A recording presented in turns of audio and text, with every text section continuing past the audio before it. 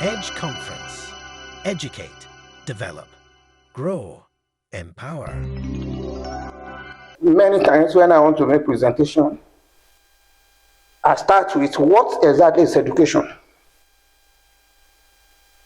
And here now I say the true meaning of education is so vast. There can be so many definitions as well as many meaning of education.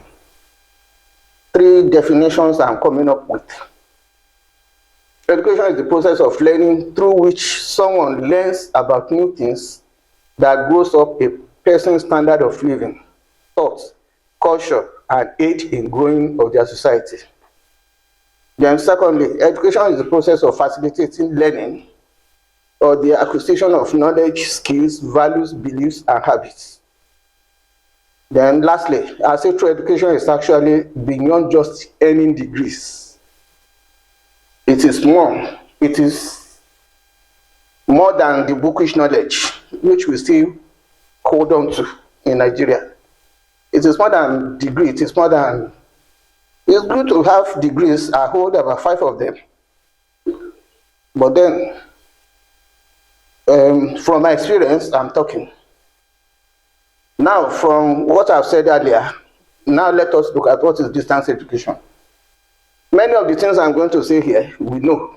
I'm only trying to give it some other perspectives so that I can blend all together. Because since yesterday, I could just have said, okay, most of the things I have in the slides have been spoken about. Let me go and sit down. But I'll still go through them. And there's no way you stay in a seminar for 30 minutes and you go back the same way you came in. So, looking back at the 3 definitions of the education that I discussed earlier, you discover that it did not tell us the mode of deliveries. It only told us what education is all about. And now we know that there are 2 modes of deliveries.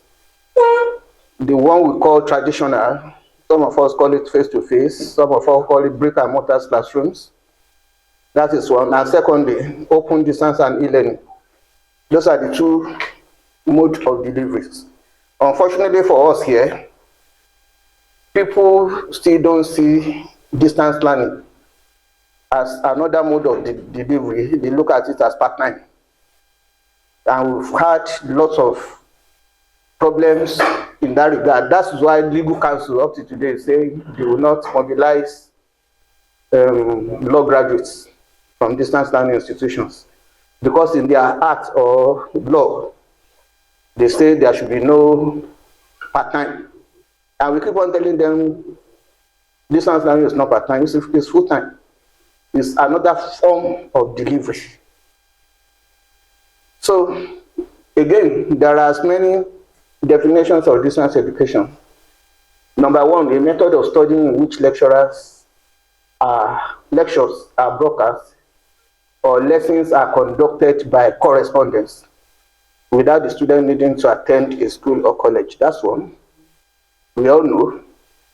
Distance education, again, is the education of students who may not always be physically present at school, or where the learner and the teacher are separated in both time and distance. That's according to Wikipedia. Now, distance learning refers to any education provided without teacher and students being physically present together. In the past, high schools and universities offer correspondence courses as a method of distance learning. That's according to TechSmith. You will see that the 3 are saying the same thing in different ways. So, what is the difference between distance learning and online learning? Students receive the study materials and they use it at their own pace to learn. That's for distance learning. Students enrolled in distance education must show up at designated exam centers. For online learning, students just take the test from any location in a well-protected setting. So, and that is where Dr. Sheyi was saying we have issues. So he has issues with NBC. What are the advantages and disadvantages of distance learning? Advantages, of course, flexibility, convenience, cost effectiveness, access to a wider range of programs and course offerings.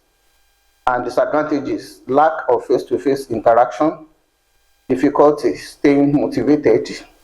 As we know, many have dropped out, like somebody said, limited access to resources and support, technical difficulties. We said as much yesterday when we were asked what are the challenges. Now, my next question is distance education new in Nigeria? I don't know. We can make this presentation as interactive as possible. Will anybody want to answer that question? Is distance education new in Nigeria? What evidence? Which one? Correspondence. Yes, I think Afe Babalola will. At least I know the 2 degrees Chief Afe Babalola holds are through distance learning. Bachelor degree in commerce first, then bachelor degree in law. I had the opportunity of reading his autobiography. Now, let us look at the history of higher education in Nigeria. In 1934, the first higher education institution, Yaba Higher College, was established in the country. So I said in that previous note that the answer will be, to that question, I will give it to the next few slides. University education was brought to the doorsteps of Nigerians through the establishment of the University College, Ibadan. Now, prior to the establishment of the University College, Ibadan, Nigerians obtained their university degrees through 3 major routes. 1, those that stay abroad or that were staying abroad. 2, Nigerians that want scholarships to study abroad.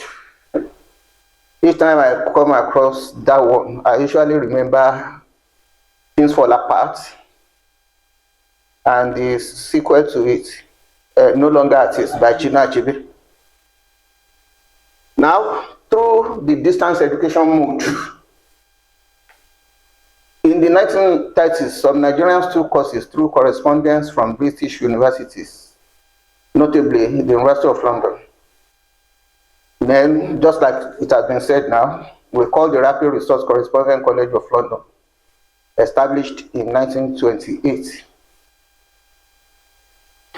Now, in contemporary Nigeria, access to university education remains a challenge, as about 1,500,000 applicants seek placement in the 270 universities in Nigeria annually, with less than 40% of the figure eventually gaining the admission.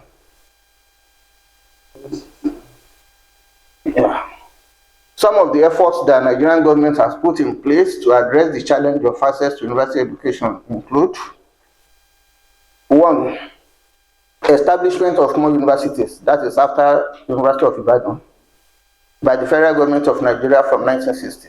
So today we have 61 federal universities. Then from 1999, not 79, the number of state universities is now 63. And then private universities or private promoters came into the business. Okay, I think I was correct. Since 1979 states, then for private since 1999. The number of private universities in Nigeria at the end of November 2023 remains 146. So if you sum this up, it will give you 270. Now, then the promotion of open distance and e-learning. Now, distance education progressed steadily until the establishment of the University College Ibadan in 1948. It experienced a lull and then came back to life with the University of Lagos Distance Learning Institute, established in 1973. So what does distance learning, what does it do? Promotes lifelong learning. And what federal government of Nigeria has approved is known as ICT-enabled supported blended learning model for Nigeria, not 100% online. and the attributes of IESBL, centrality of learning materials in mixed media formats. I may want to answer Dr. Sheyi on this. We say in mixed media format. Nigeria is not the US. In the US, so many things have been taken for granted. In Nigeria, assuming somebody enrolls for your program and the person is in Sambisa Forest, are you are you not going to serve him? So we cannot go 100% online course materials. We still need to print materials for those that in such situations. Now, deployment of appropriate technology, then we must have some modicum of face-to-face interaction. And then we must get robust learner support. Of course, our assessment should be formative and summative assessment, and timely and meaningful feedback.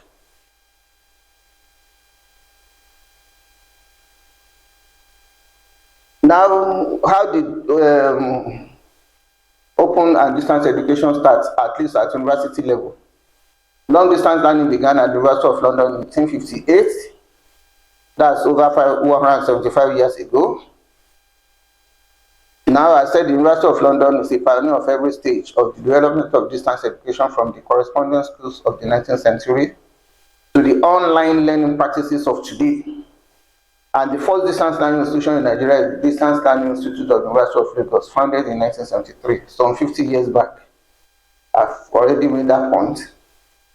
Now, just to remind us that we are in the age of disruptive technologies. Towards the end of the 20th century, advances in electronics led to the age of disruptive technologies.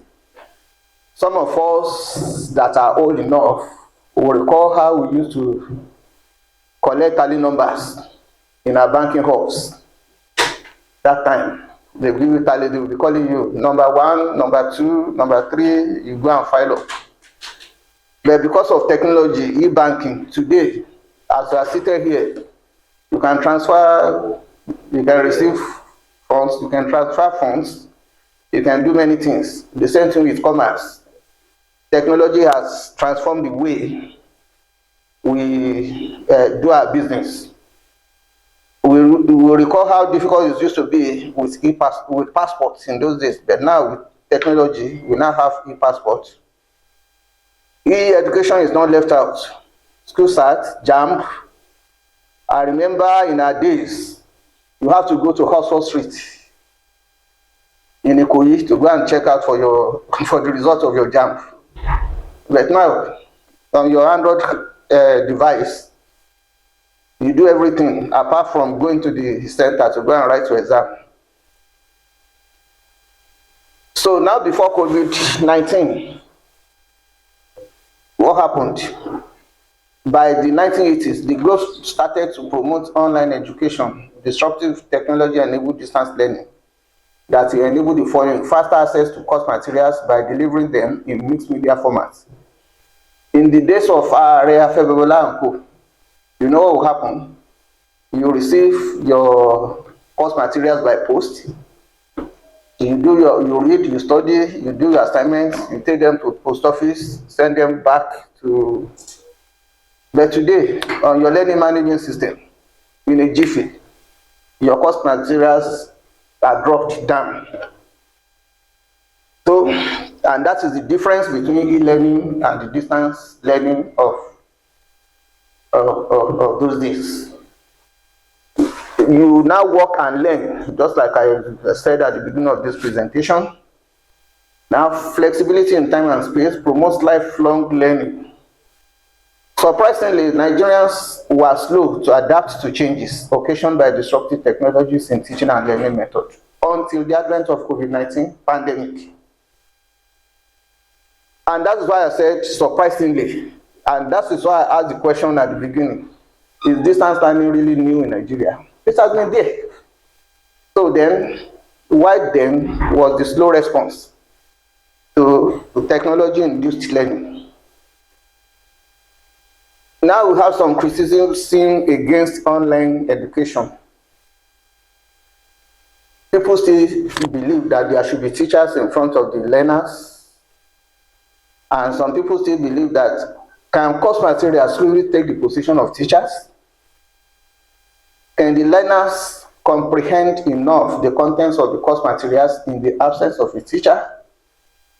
These are some of the and Professor Wuare said as much, that we brought the inefficiencies of the face-to-face into distance learning. We find it difficult to disconnect the two. Now, what about the credibility of both the formative and summative assessments? Many of the arguments usually happen that they say, okay, if you give your learners assignment, how are you sure that the person, your learner, is the one that did it? And my answer would always be, even in the face-to-face, when you give assignments, how are you sure? So, employers were skeptical, just like somebody said, and Dr. Sheyi actually said so, and professional bodies too. That is very correct. I had an issue, I think it was last year. Now, somebody graduated with bachelor degree from a university, a Nigerian university, went for his master's at now came back to his university to do PhD. At the point of registration, they said no. Why? They said because his master is from now. So the case was brought to me. I was about to report to the vice chancellor that why. Then I think the matter was resolved. So the guy didn't come back. Even the universities were unwilling, and that is why I got that point. Even the universities were unwilling to admit graduates brandishing online qualifications for postgraduate studies. Now, after COVID-19 pandemic, it suddenly dawned on everybody that the technology-induced learning has come to stay. Zoom and many other collaborative software came to limelight. Of course, there are variants of collaborative software designed as digital classrooms. We have some of them: Zoom Class, Google Classroom, Microsoft Teams, with IQ, Cisco WebEx, and hundreds of them.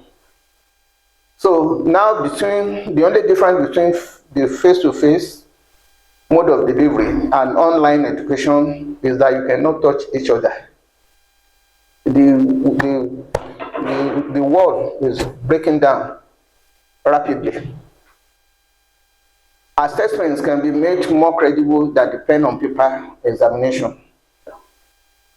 Now, we now have the situation whereby many universities are interested in becoming dual modes.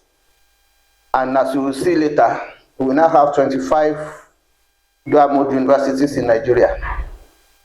And many universities are as well now interested in integrating e-learning into the academic and otherwise activities to expand access. Now, expanding access through open distance and e-learning. NUC is looking at expanding access through them in three perspectives. One, through the open and distance learning mode, and two, transnational education mode, and then the e-learning mode. So we are in the era of open and distance learning. And according to the National Policy on Education 2004 document, the goals of open and distance education are to provide access to quality education, ensure quality in educational opportunities, equity rather, meet special needs of employers by mounting special certificate courses at the workplace, encourage internationalization of curricula, and then ameliorate the effects of internal and external brain drain. We'll see how NUC has been able to come up with guidelines to facilitate all this. There are several models of distance learning recognized globally, among which are the following: the corresponding education model, the multiple mass media model, the group distance education model, the autonomous learner model, the technologically extended classroom model. But or however, the model of choice in the Nigerian university system is the ICT-enabled supported blended learning model, as I've said earlier. Now, what are the critical requirements? These are now the regulatory parts of the presentation. In terms of staffing, we expect distance learning institutions to have guidance counselors, tutors and facilitators, IT specialists, help desk officers. These are compulsory.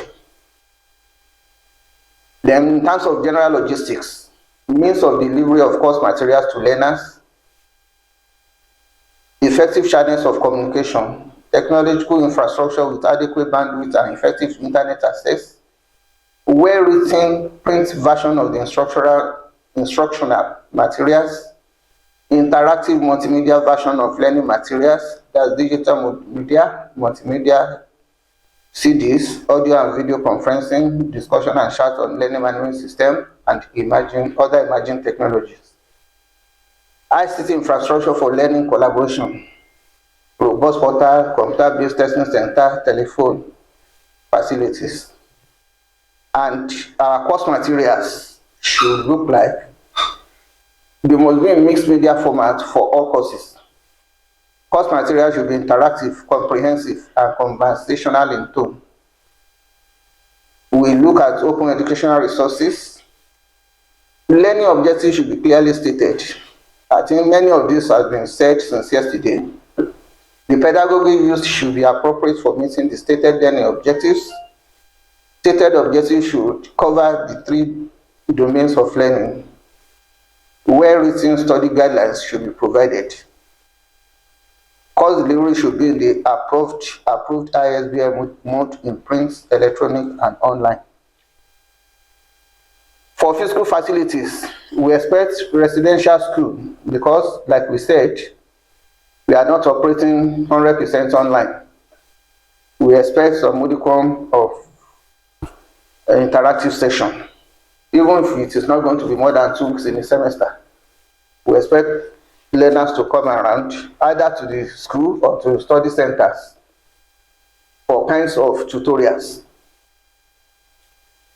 Workshop and laboratories for those that are in such business.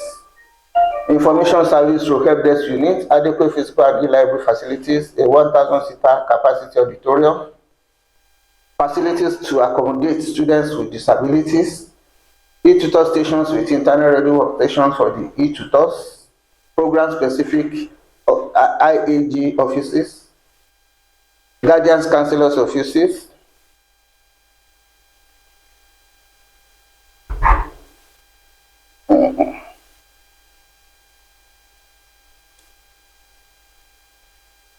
sick bay, which will contain hospital beds.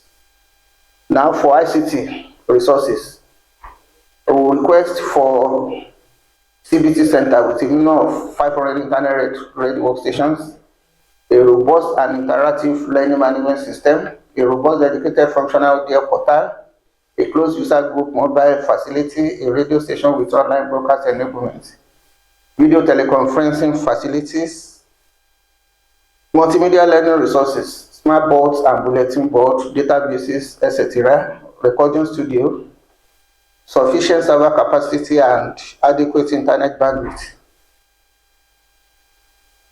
Now, the status of ODL institutions in the Nigerian university system. There are today 5 open universities in Nigeria. A year ago, it wasn't like that. There was only 1 open university in Nigeria last year, but by today, we have 5. 1 public, and that's the National Open University of Nigeria, and 4 private. And these are Miva Open University Abuja and Muhiba Open University Bauchi, iconic University of Open Learning, that is in Sokoto, and Midwest Land Open University in Ibadan here, although they take off campuses in Lagos. Now the Open University delivers programs to learners and offers support through the study centers. whereas the distance learning centers are autonomous centers of conventional universities. And like I said earlier, there are 25 of them and counting. Now, in spite of all these measures put in place by both the public and private sectors of the economy to expand access to university education, the supply could still not match up with the demand for university education in Nigeria. Nigeria has now opened its borders to foreign providers to see how far they can assist in ameliorating the effects of inadequate space for Nigerians seeking placement for university education. So, and that is expanding access through the transnational education mode. NUC is working with a 6-model transnational education guideline. And indeed, earlier in the year, NUC released 3 guidelines to further aid in expanding access to university education in Nigeria. And these are guidelines for the establishment of private open universities in Nigeria. And that is why we've now added 4 private open universities to the stock. Anyway, model 1, what I call model 1, is known as twinning stroke articulation. Twinning has 2 components. A foreign university recognized and accredited by competent authorities in its home country and an approved Nigerian university collaborates to offer courses, enrich curricular content, pedagogy, and offer degrees with joint or dual certification. So the first of the components is joint degree option. In the joint degree option, a single degree program is undertaken to obtain a single certificate, where the 2 authorities will have to sign.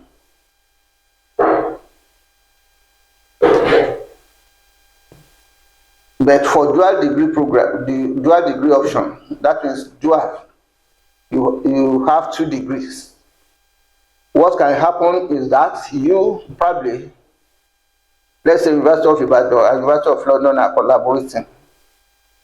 You may have BSc Information Technology of University of Ibadan and then travel abroad to spend probably additional 1 year, minimum of 1 year, 2 semesters, to top up that information technology degrees and then obtain BSc Computer Science. So in 5 years, you hold 2 degrees, information technology and computer science. That is the definition for dual degree option. Now the articulation is what we say 2 + 2, 3 + 1. Maybe you spend 2 years in Nigerian university, you go abroad, spend 2 years. Your degree will depend on where you terminate your program. If you end it in London, then you obtain the degree of London. If you end it in Nigeria, you obtain the degree of Nigeria. It can be 2 + 2, it can be 3 + 1, it can be 2 + 1 + 1. That is, you spend 2 years here, go spend 1 year, come back to complete it. It can even be 2.5 years, half year, then come back 1 year. Depends. The 2 universities will have to agree on the kind of articulation they want to. So the model number 2, as I call it in this presentation, a foreign university establishes its campus anywhere in Nigeria.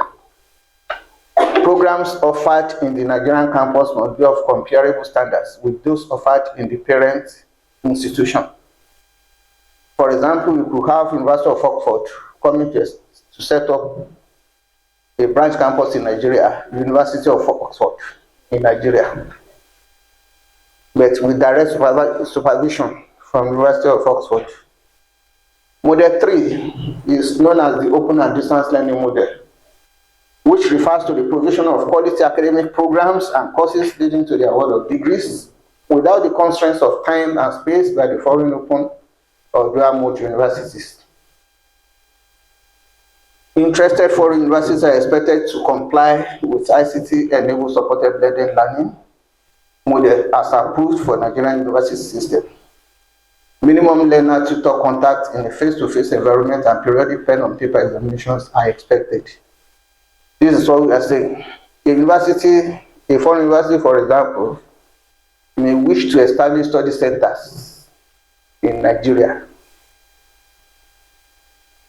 using the correspondence, the technology blended approach. But because of the face-to-face environment and all that, there will be the study center will be here, and then provide the learner support services. All the terms of the initial license, excepting proprietorship, membership of board of trustees, and some aspects of government will be retained. NUC and of course necessary quality assurance processing. Teaching institutions. A foreign provider establishes teaching institution in Nigeria to support students taking its course and programs. The teaching institution may be independent of the university in Nigeria. Now I want us to look at the difference between ODL model and the teaching institution model. ODL model, distance learning model. The teaching institution model where the field is teacher centered, whereas the ODL model is learner centered. I want us to see that many people have not seen that difference. So I've been given how do I call it? My time is about to be up. Now, what are the challenges? Many of the challenges were mentioned yesterday and even this morning. Paucity of ODL experts in the NUS. We've been living in denial. We think we have experts, but just like Prof said this morning, we still have issue with experts in ODL. Low level of ICT deployment and digital literacy and skills in the NUS. Even digital literacy, we've been living in denial. I had the opportunity of supervising JAM a few years back, and my center had to be Yaba College of Technology in Lagos. And what I discovered in that place, all of them, many of them came with big iPhone, something, Galaxy, something. But could you believe it? For the first 5 minutes, these people could not move their mouths. So, and my immediate reaction is that if this is happening at the center of Lagos, so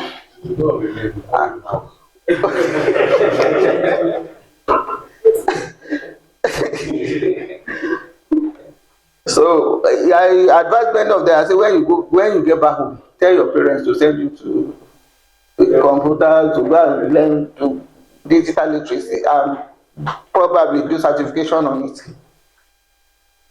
Now, prejudices and misconceptions about other institutions and their works. I hold a degree of now, and I know it's not as easy as people think.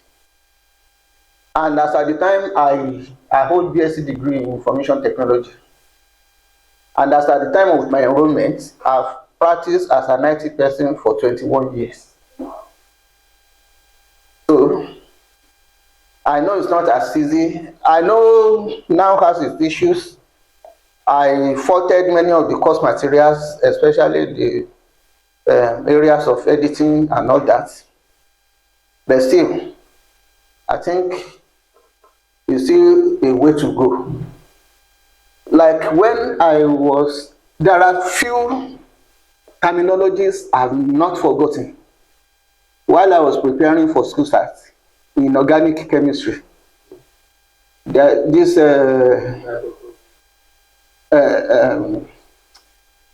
distillation, fractional crystallization.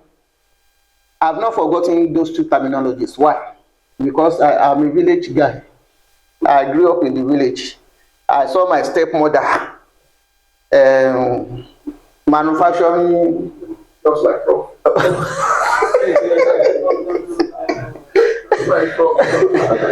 manufacturing guguru, manufacturing soap.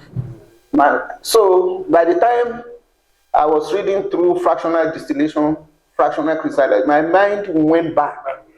Yes, that's so without going to primary school, secondary school, these people have been doing. So then, when as I grew up, I studied things about refinery, petroleum refinery. Found out it's the same process, heating up to certain degrees, and then exactly separate. So I because of that, I'm going to be one of the advocates for life of work and learn. Because when you work and then you now see those things playing out on what you are reading, then the things stick better. Now, slow acceptance of use of technology in teaching by academics in the NUS and inappropriate succession policy in some modern institutions, just like Prof said earlier in the morning. So in conclusion, I just want to reiterate that education remains the bedrock of development of any nation. To destroy a nation, first destroy its educational system, as said by late President Nelson Mandela of South Africa. Open distance and e-learning is the vocation of the 21st century. Every citizen of the world is expected to be part of this movement. It is about lifelong learning, and therefore every hand must be on deck. I hope I've been able to carry us along. If so, thank you very much for your attention. Edge Conference. Educate, develop, grow, empower.